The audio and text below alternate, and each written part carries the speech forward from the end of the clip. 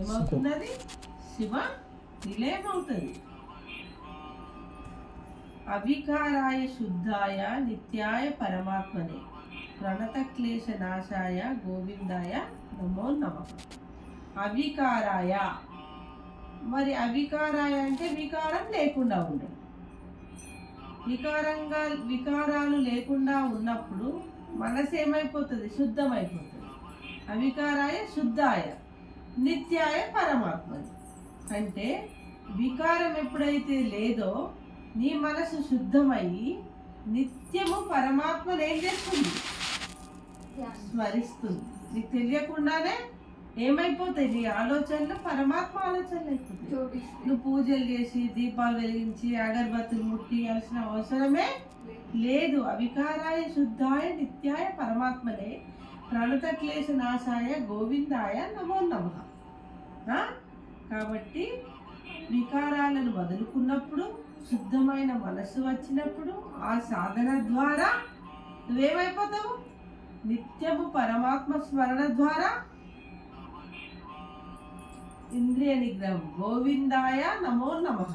గోవిందుడు ఎట్లా అయిండు? మరి ఆయన ఇంద్రియాలను నిగ్రహించుకొని జీర్ణించేసుకున్నాడు ఇంద్రియాలను. అప్పుడే ఆయన గోవిందుడైంది. గోవిందుడు అంటే ఎవరిక్కడ? వెంకటేశ్వరుడు. మళ్ళా వెంకటేశ్వరుడు అంటే ఈశ్వరుడు వచ్చిండల్లా.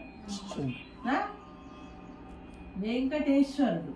వెంకట్ అంటే వేటిని కట్ చేసుకున్నాడు? ఇక్కడ వికారాలను కట్ చేసుకున్నాడు. వెంకట్ అంటే ఏంది? వికారాలను కట్ చేసుకొని ఏమైపోయింది? ఆయన వెంకటేశ్వరుడైంది. ఇంద్రియ నిగ్రహాన్ని తెచ్చుకొని గోవిందుడైండు.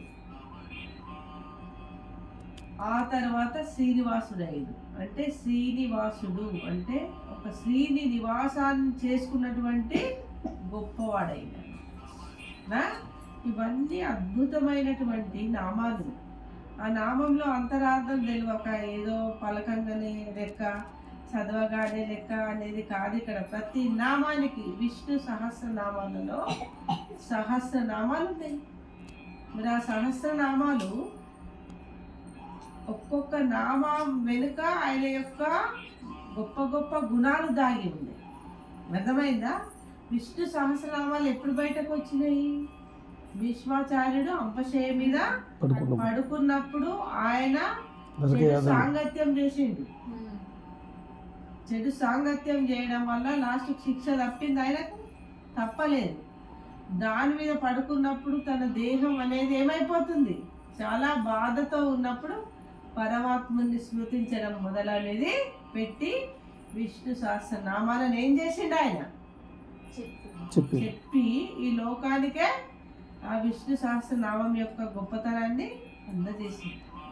కాబట్టి ప్రతి మనిషి కూడా